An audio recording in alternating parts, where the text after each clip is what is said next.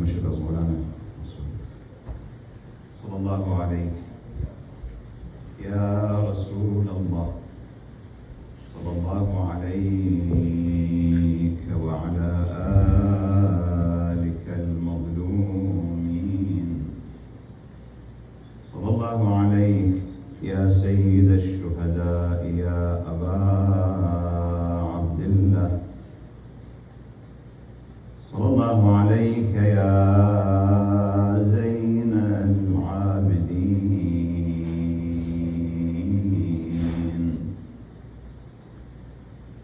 يا سيدنا يا علي بن الحسين، إنا توجهنا واستشفعنا وتوسلنا بك إلى الله، وقدمناك بين يدي حاجاتنا يا وجيها عند الله، اشفع لنا عند الله. قال الله العظيم في كتابه الكريم: بسم الله الرحمن الرحيم: وجعلنا منهم أئمة يهدون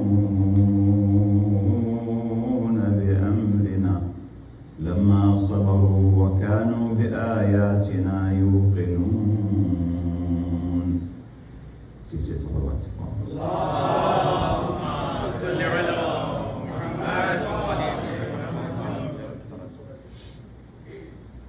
Tonight we gather here, inshallah, to commemorate the martyrdom anniversary of our fourth Imam, Al-Imam Zain al-Abidin Salamullah alayh. And there are so many lessons about this great Imam.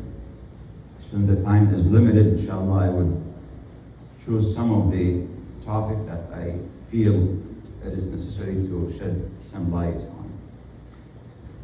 The first point, inshallah, I would like to talk about, because to know the status of the Imam, not in the eyes of Allah Azza wa Jal and for the Ahadith, of course, nobody knows them, except Allah Azza wa Jal and the Imams of Ahlul Bayt. But we try our best to appreciate their efforts.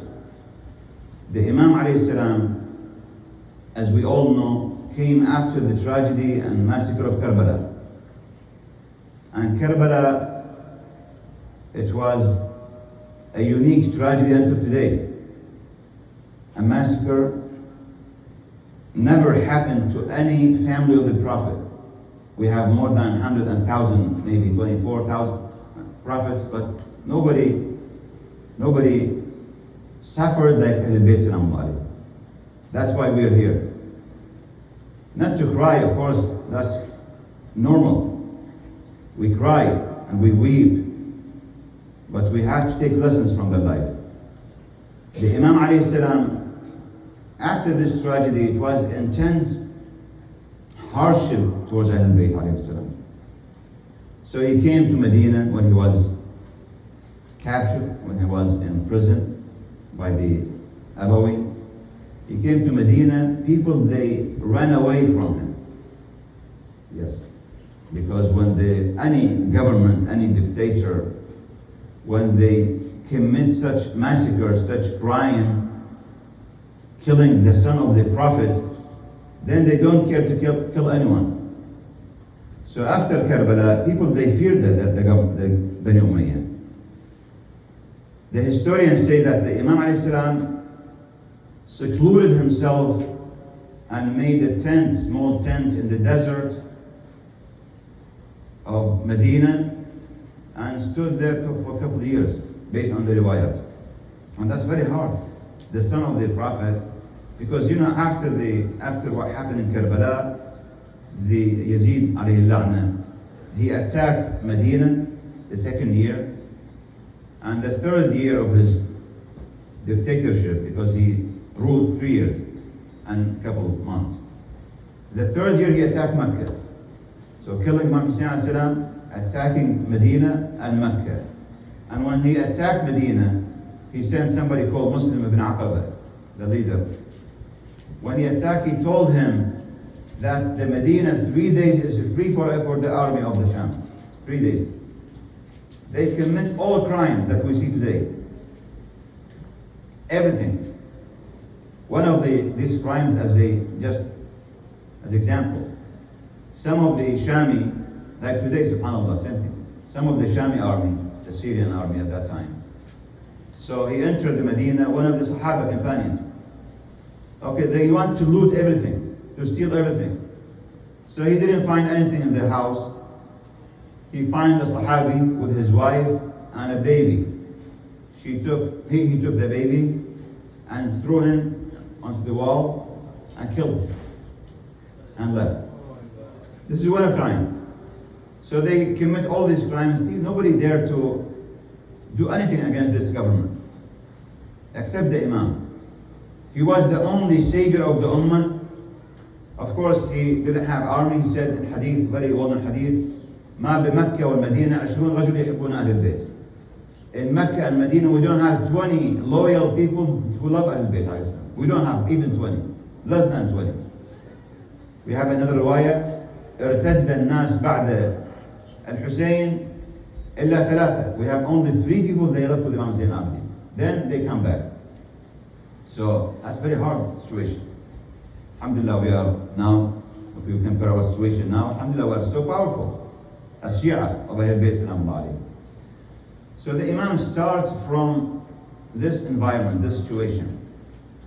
He started his mission with hope within Allah Azza wa Jal, with plan, because unfortunately all of the Shia nowadays, even today, we think that the Imam was ill. No, he was not ill. He was sick in Karbala a couple of days after or before Karbala, for the Mu'jiza, because Allah Ta'ala wanted to save the progeny of the Prophet, because if the Imam alayhi salam fight and killed, there is no Imam after Hussein alayhi salam. So Allah Ta'ala saved him and his son Imam Baqir alayhi salam. He was in Karbala also for a reason. It's a mu'jiza, it's a miracle. But he was not sick all the time, a couple of days only. And by the way, we have some riwayat, they describe the Imams alayhi salam. One of the riwayat said the Imam, he was tall, was not sick. He was tall and he had muscles, so he was young. In his youth, he was so dedicated and loyal to Allah subhanahu wa ta'ala, to the extent that beautiful riwayah, inshallah we will try to measure ourselves based on this riwayat. Very important, but I don't want to talk just only the merits of the Imam, just for the sake of mentioning these merits. No. We need, inshallah, to measure ourselves. I start with myself, inshallah. One of the beautiful riwayat, that one day Imam Zain al-Abidin alayhi salam, he was sick. And his father, Imam Hussein salamullah alayhi, asked him, "What do you wish, my son?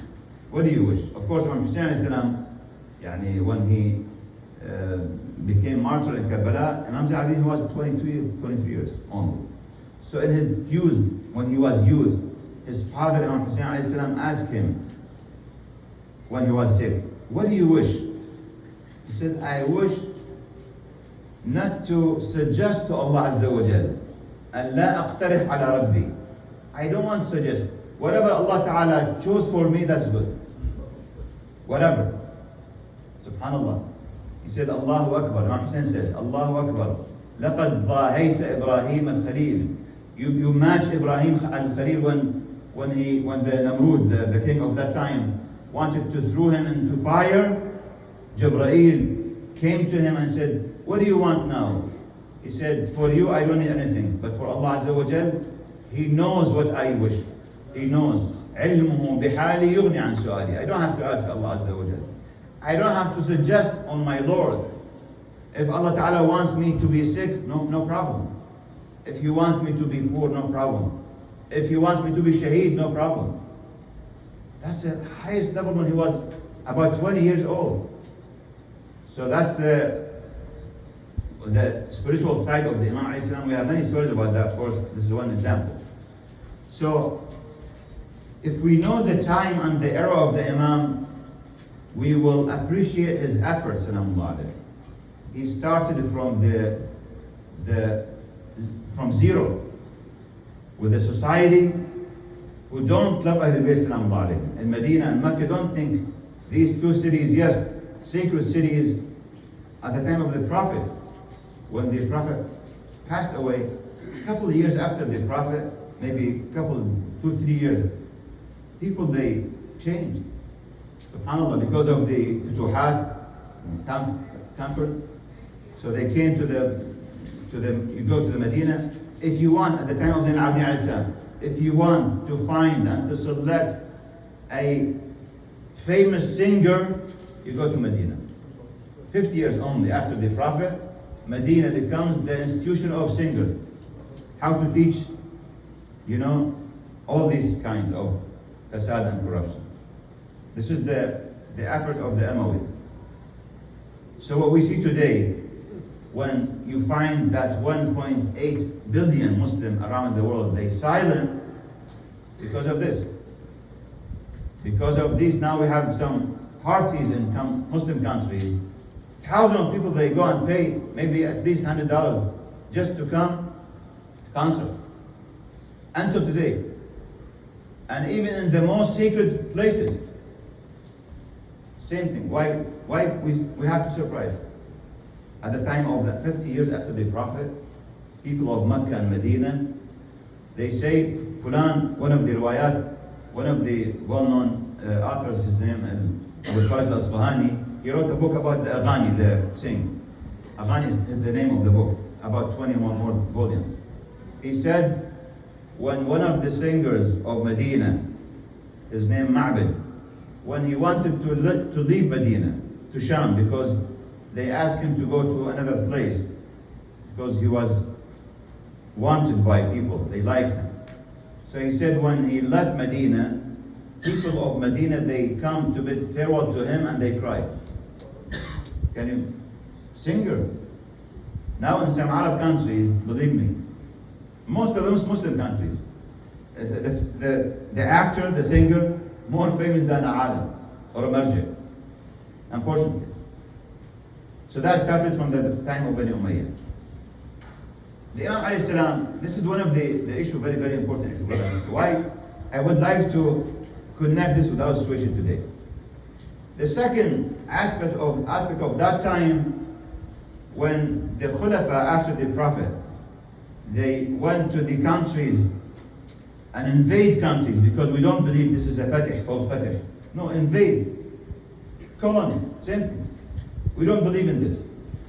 So they went there and they brought slave. That's why we have slavery. And also they bring people to these Muslim countries who are not immune. When somebody is not immune of the cultures and he's not educated and comes to America all of a sudden, big problem. Believe me. Not only everywhere, in the West, for example. Many people, they come to these countries without knowing the essence of these countries.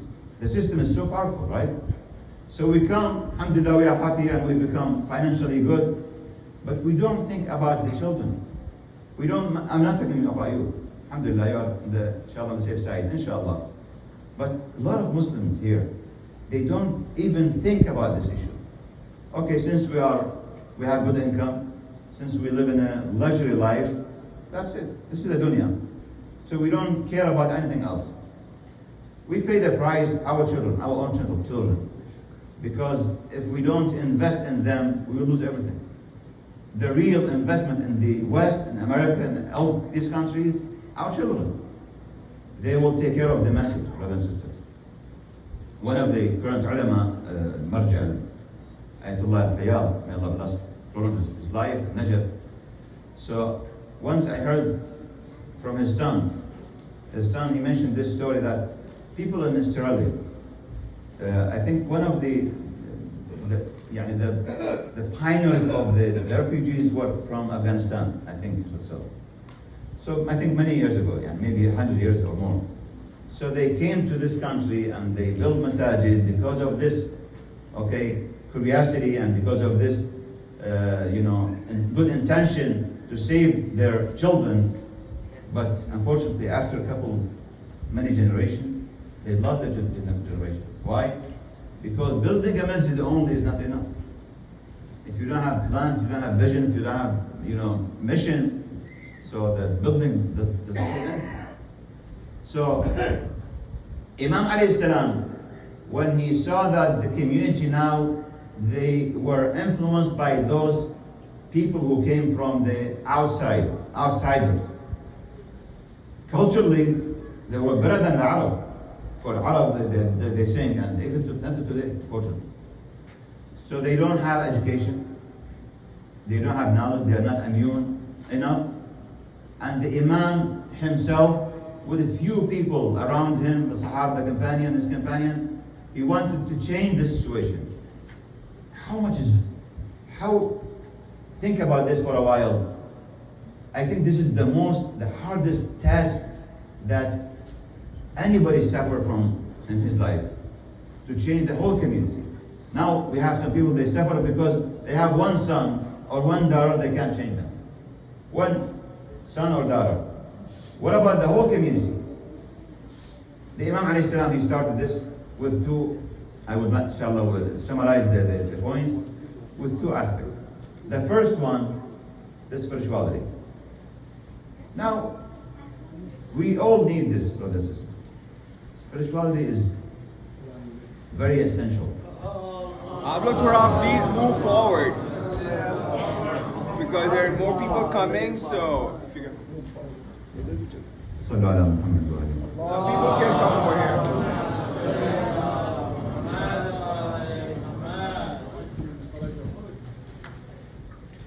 So let us start with the Imam's spirituality, salamullah alayhi. The first thing, brothers and sisters, we know the Imam left two very important things behind. Legacy. Sahih Sajjadiyya and Zat Huquq, that's treatise of rights, on rights. Beautiful. 50 rights. Your rights was Allah Azza wa Jal, and Allah's right. And the rights of your organ, can you imagine? Your hand, your eye, your ear, everything has right over us. Everything. Subhanallah. So, the right of your neighbor, your friend, your teacher, your wife, your spouse, everyone. 50 rights, and I think I encourage everyone to read this. Alhamdulillah, we had a class in the masjid over there in Medicine Heights. So, but unfortunately, people, they don't care about the rights today. Okay? They need only, they want to take their right, but they don't give that right to people, unfortunately. But we talk about Sahifa. Sahifa Sajjadiyya, a collection of ad'iyah, du'as of the Imam, also for different situations. When you have a problem, when you have, if somebody, for example, if somebody dies, okay, what should we do here? إذا دعاؤه إذا ذكر عنده الموت, when somebody mentioned death, he made dua, initiate dua, publicly. He made dua because at that time it was not allowed for him to go to the minbar and give lecture. No. So making dua is not haram or not prohibited for the government. He started the du'as. But if you read the dua in reality, the dua is a aqa'id, to protect the aqidah of the ummah, the belief system. Believe me, the whole, now until today, I think we have more than 70 or 80 based on Allama Abu Bakr, one of the great ulama in Najaf, more than 70 explanation of the Sahih Sajjadiyya, tafsir or sharh. Okay? So we have more, I think more. A couple of days ago, I was with one of the Maulana, and he said, I went to Washington and one of the churches in Washington. He said, I saw a priest. He wrote a book about, not the Sahih Sajjadiyya, about the munajat, the 15 munajat of Sahih Sajjadiyya. We have 15 munajat, short munajat and dua. 15, beautiful. Dua, munajat muhibbeen, munajat al-dhakirin, munajat al-mu'tasimin, munajat, beautiful. So, one page. He wrote a book about these munajat, and he's a priest. He said, I asked him, this alim told me, he said, I asked him why you wrote a book about this. He said, I searched, I never find such beautiful dua like this. Even though he is Sallu ala Muhammad.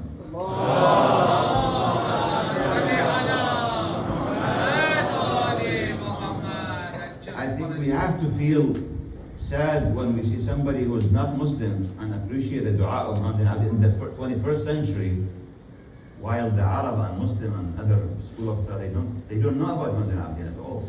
They don't know about him. Now many people, they think the Imam was Sufi. Yeah, not Sufi, they belong to Imam alayhi salam. They think, that's why the Imam was very well known by both Sunnah and Shia during all these centuries. Even today, they respect him. But they don't consider him as an Imam. Salam alayhi.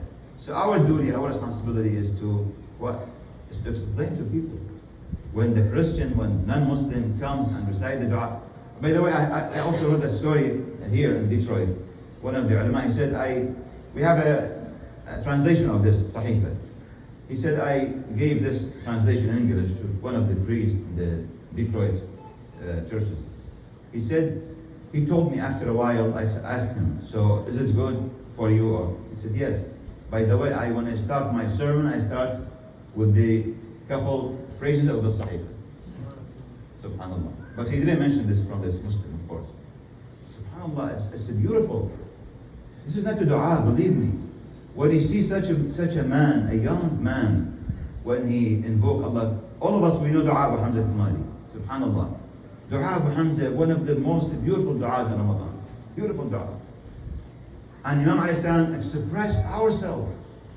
Because we don't know what to say. When we sit on the musalla and the sajjada, we don't know what to say. He taught us what to say. In Ramadan, in Jum'ah, in night of Jum'ah, the third Thursday night. All the time, the believers, they know when you travel, for example, there is a dua. When you sleep, there is a dua. When you wake up, there is a dua. So you fill your life with spirituality, and we need this today, brothers and sisters. Unfortunately, today, for example, one of the examples, I don't want to talk more about this aspect. So one of the examples when Imam alayhi salam comes to pray, and we all pray, right? Alhamdulillah. But we pray, and we start, mashallah, thinking about everything except Allah Azza wa Jalla. Most of us, unfortunately. I remember this beautiful, funny story. Somebody comes to Al-Alim, Maulana. He said, okay, Maulana, I lost my jewelry. So what should I do? Can you make dua for me? He said, no. Go and pray 2 rak'ah. He will remember. Yes. That's right. Go and pray. He said, yes. I said, Allahu Akbar, then I remember I put it in this place. The Imam Islam, when he comes to Salah, his face turned yellow. He becomes pale. He said, why? They asked him why. He said, أَتَدْرُونَ بَيْنَ يَدَيْ مَنْ أَحْسَبْ? Do you know I'm standing in front of whom? The King of the Kings, Allah Azza wa Jal. إِنَّنِي أَقِفْ بَيْنَ يَدَيْ اللَّهِ Azza wa Jal. And when he comes to the miqat, he went to Hajj 20 times to Mecca. When he comes to the miqat, Masjid Shajara, before he says, لبيك اللهم لبيك talbiyah. So, they say that thousands of the Qurra, those who recite the Quran, the ulama means Qurra means ulama, from the other school of thought, they come with him. They don't ride unless the Imam rides the horse or the camel. Thousands. So he said, how come I say لبيك اللهم لبيك, and Allah Ta'ala may say to me, no, I don't like you, I reject you. SubhanAllah, I have seen many people in my Hajj, during my Hajj, many years. I see many people, they talk and they take selfie when they say لبيك اللهم لبيك. SubhanAllah. So sad, So we learn, brothers, we learn from the Imam. This is the first aspect. Imam teaches us how to be loyal to Allah Azza wa Jalla before we do anything else. Because if we gain anything, but we lose Allah Azza wa Jalla, we gain nothing, right? The Prophet Isa alayhi salam says, ماذا ينتفع الإنسان إذا ربح العالم وخسر نفسه. What do you gain if you lose your soul, your own soul, even though if you gain the whole world? There is no benefit, right? This is the first one. The second one, and very important one also, the ethical aspect, brothers and sisters. Akhlaq of the Imam. The Imam was an example of that love of Ahlul Bayt Salaamullah alayhi. The first thing, we start with our parents. Our parents nowadays, we don't have this culture of respecting parents, unfortunately, in the West and everywhere maybe. The Imam alayhi salam, you know his mother, because she's from the Iranian background, and this is a lesson itself, because he's the first Imam. He came from a non-Arab, and that's a lesson, of course. That's why he was respecting the non-Arab, and we have many stories about that. So in a society, they don't care about non-Arab. You know, at the time of Muawiyah, they used to humiliate the non-Arab intentionally. Anyone, even if he's pious, even if he's alim, they don't care about that. This is the taqafa of Muawiyah and the Khulafa before him. Same thing. So Ahlul Bayt Salaamullah, they respect them. Imam alayhi salam, imagine one of the stories of his akhlaq. One day he was, washing his hand, and a slave, a lady, she was holding a container of water. So at that time, the container was not plastic like today, it was very heavy. So she injured him. A slave woman injured her master. This is a big problem, right? So, subhanAllah, a slave woman, she lives in the house of Zayn Abdin, she knows the Quran. Immediately she said, وَالْكَاظِمِينَ الْغَيْظَ. Allah Ta'ala loves those who suppress their anger. قَالَ كَظَمْتُ غَيْظِي. I don't take revenge. قالت والعافين عن الناس. Allah Ta'ala loves those who forgive. He said عفوت عنك. قالت والله يحب المحسنين. Allah Ta'ala loves those who are doing good doers. قال أنت حرة لوجه الله. You are free. You're free. And instead of punishing her, he said, okay, you are free. And of course, he was doing this every Ramadan when he bring the slaves of that time, and he asked them to make dua. He said, okay, raise your hand and ask Allah Azza wa Jal to free my neck from the hellfire. Allahumma afu an Zayn al-Abidin kama afu anna. Can you imagine? Did you see a master with his slave do like this? Subhanallah. The akhlaq, that's why they say that now in Africa, if you find Muslim in Africa now, I don't think because of the Khulafa of Bani Umayyah ibn Abbas. No. Yes, they send armies to them. But I don't think anybody in the world likes those who commit massacres, right? Nobody likes this. And we don't know for sure that those armies of these two, dynasty, Umayyah and Abbasi, they commit massacres, like Daesh today. Same thing. That's obvious. Today with the human rights, with all these laws, if you see the short videos now in Syria, they commit all kinds of crimes, subhanAllah. All kinds of crimes. So, what about that time? No camera, nothing, right?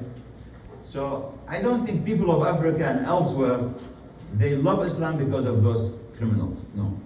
They love Islam because of those slaves who became free because of Muhammad Abdiyah, who taught them the whole year. He used to buy the slave and teach them, intentionally of course. He teaches them Islam, then he said, let them go to deliver Islam, to deliver the message to these countries. Because,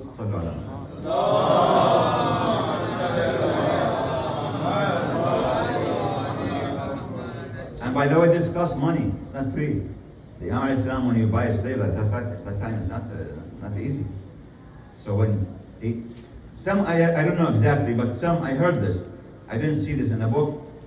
They say that he freed 100,000 slaves. It's not a big number. Let us say 10,000, not 100, 10,000. So some of them are very expensive. Of course, he had Imam Ali left land in Yanbur and Medina and elsewhere, big lands, and planted the palm tree there. So this is part of the trade of the Ahlul Bayt Salaamullah alayhim, and Imam Zayn Ali inherited this.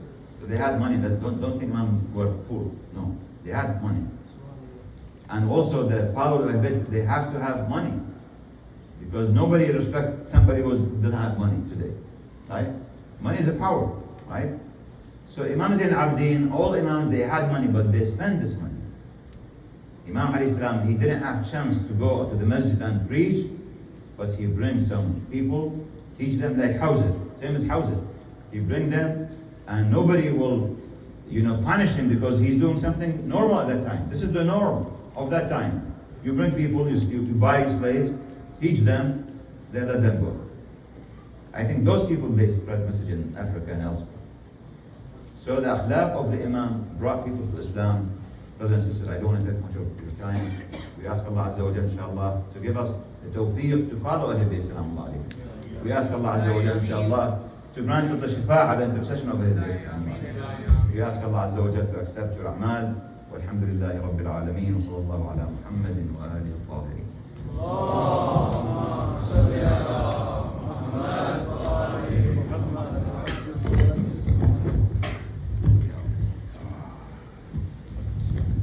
با آواز بلند صلوات.